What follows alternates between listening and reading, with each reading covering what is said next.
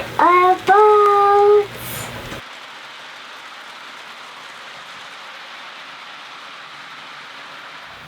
Hello, I'm Michael of WTF, When's Train Fanatics.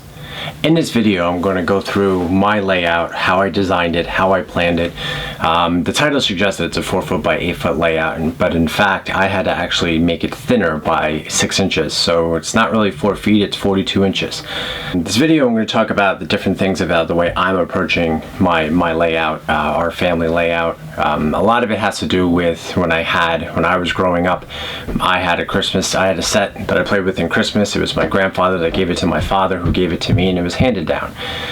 So it was the post-war 1950s steam engine, which ran on tubular track, which had, and we also had a whole bunch of things like a Mark's lighting and things like that. So a lot of that stuff I'm actually going to be incorporating into this. So what you're going to see in the layout is a lot of new, it's a lot of old, it's a lot of post-war MPC era, all the way up into the modern era, that is things that are produced today. It seems like it's taken forever to build this, but that's the fun of it. That's the enjoyment of it, is to sit there and to plan and to say, oh, we can do this and we can do that, and we really stretch out the creativity that we have. And what's great about it is that, we incorporate my wife Jennifer and my 3-year-old daughter Mackenzie, and we really talk about all the different things about what we want in there and what we want to see and what we like and what we like doing. As you can tell, the layout's already built, so I'm not going to talk to you and show you exactly how to build the framework, but I'm going to give you an explanation of how I did that. But everything it starts with planning.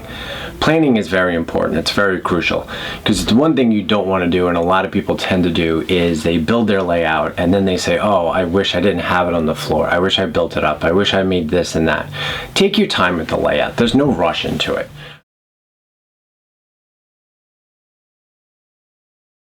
As we're coming into the basement, you got our washer and dryer are on the left of our layout.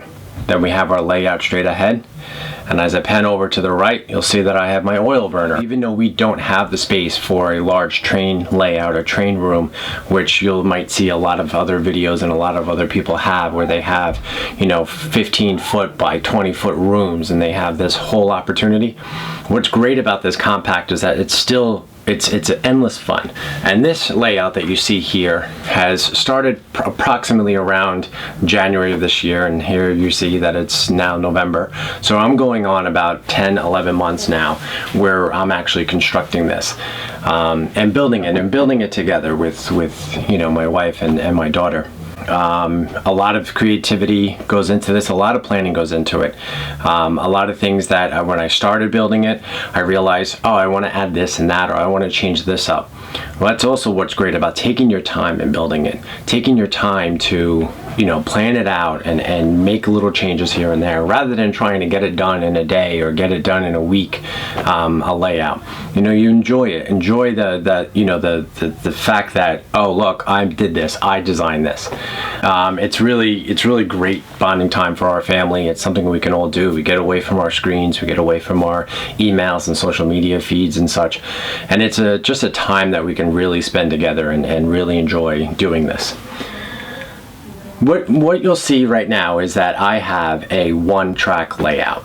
Okay, it's a 1-track layout. There are a lot of people that try to maximize the amount of trains. They try to have multiple trains on this layout within that 4-foot by 8-foot layout. But I have a 1-track layout. It's a complete loop that goes around with a siding with a switch. So there is some interaction. There's some opportunity to where we can, flip a switch and have the train go in a different track and have it back up and have the passenger trains come into the siding. The approach that we've taken, our family has taken on this, is that, we have the train, but it's not only about the train.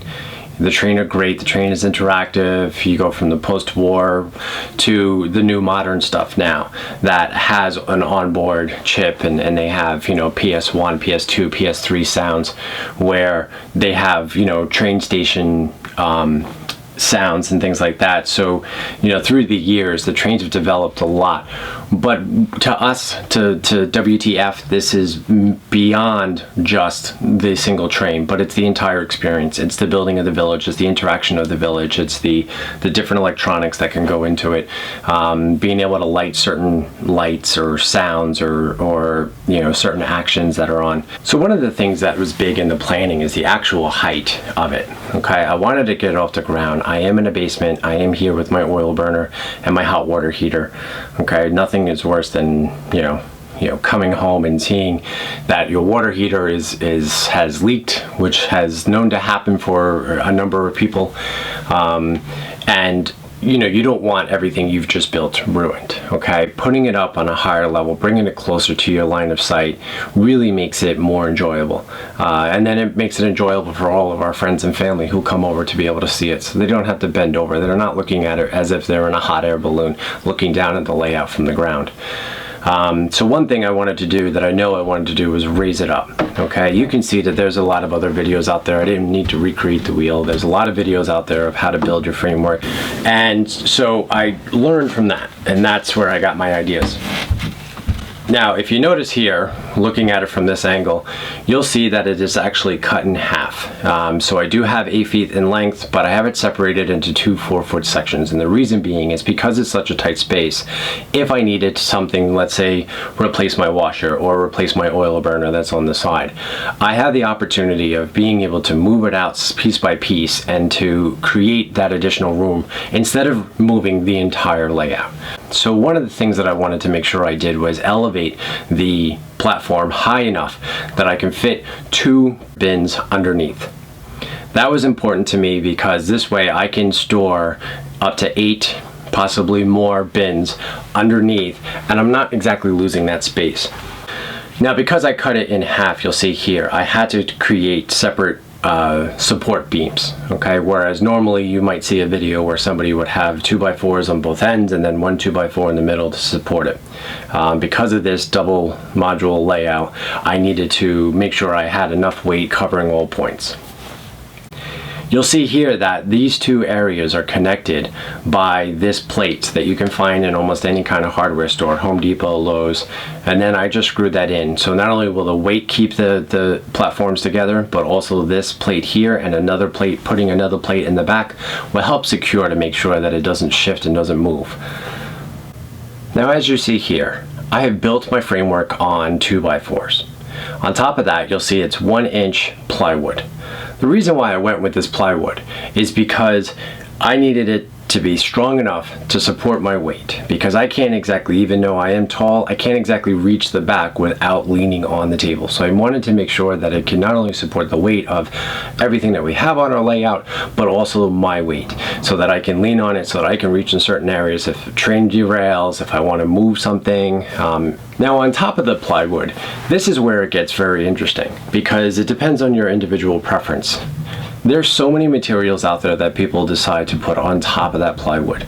Sometimes they just decide to paint it green and say that's what my grass is, that's the greenery that's there, and that's fine.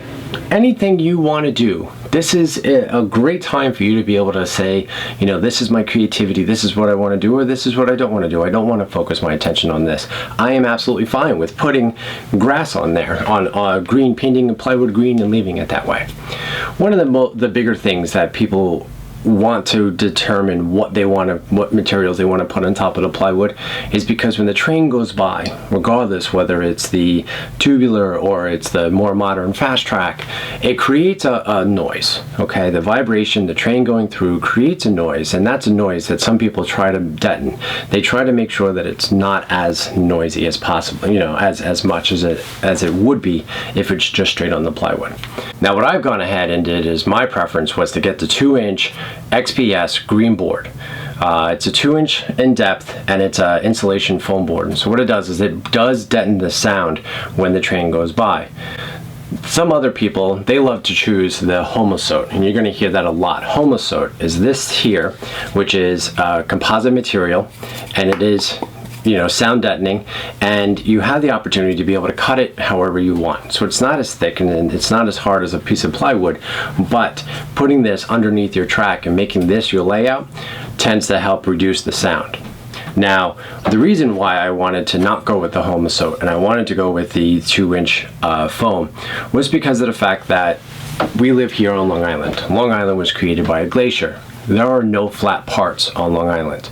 So because of that, I wanted to do somewhat realistic, where everything is going to be, different heights, different widths, different, depths. And not only that, not only did I want to make sure that it wasn't all completely flat, I wanted to be able to do certain things. As you see here, what I've done is I've taken the 45 gateman and I've actually cut out the foam so that I can seat it into the foam and make it a flat surface. So you can't even tell where the actual device starts and where it ends. You'll also see in this area here is the river that we have. Now this is going to be another video that's going to be very interesting for you to watch, because what I'm going to do is an effort to come up with a really crazy idea so that I can put a river here and put sand on the sides and make it look like it's one whole solid board. And I'm actually going to show you how I can cover up this piece but not make it permanent, so that if I do need to move it, I can move the pieces so that I can move the module out. Now what I have here in this section is an area that I can not only sit here and control the transformers that I have, but also be able to flip switches in areas so that I can make things interactive. I can make operating tracks work. I can make the siding switch. I can also make certain things like this billboard going, activating and working, and this scrapyard work.